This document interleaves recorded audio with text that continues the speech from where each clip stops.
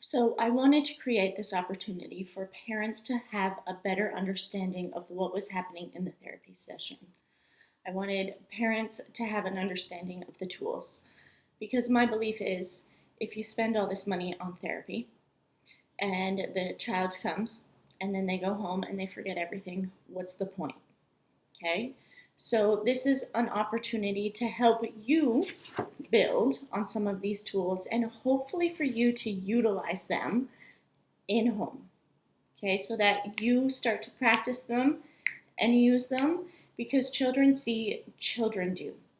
Okay, what they see you doing is learned behavior, and that's going to become a pattern and it's going to show up in their partnerships. So, I want to show you this parents, patterns, partners. What do all of these things have in common? They all start with the same letters. They all have the same letters within them. They're just rearranged. But really, what we learn from our parents forms our patterns, and we take those into relationship. So, this is where your work is really valuable and important. Kids are going to learn how to express anger, how to deal with anxiety, how to cope with sadness based on what they see their parents doing. So, the more that you can implement and use these tools, or just different strategies in general to help you express those emotions in a healthy way, the better off you're going to be and your children.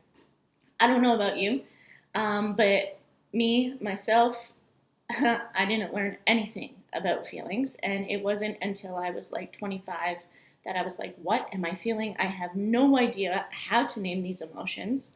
And so it's not something that we were taught as kids. And it was kind of the mentality of pick up your socks and just keep moving, right?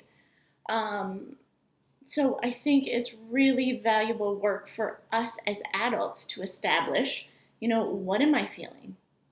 How does that feel in my body? Where does it show up in my body? And how do I release that emotion in a healthy way? I'm going to talk to you guys in terms of these tools, but I'm also going to share any interesting facts or videos that I find along the way in terms of parenting. So you're going to be invited to do your own reflection, your own journaling, your own thinking. Okay? So, one of the things that I'm going to invite you to do first is examine your parents. I want you to think about your childhood. What did you learn about anger? Was it acceptable or not acceptable? How was it expressed? What did you learn about anxiety or sadness? How did your parents manage those behaviors?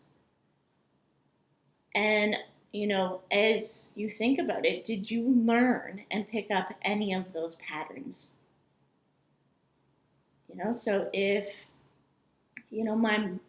let's say, for example, if my mom didn't talk about anger and just shut down, does that become a pattern of how I show up when that anger presents itself in my life?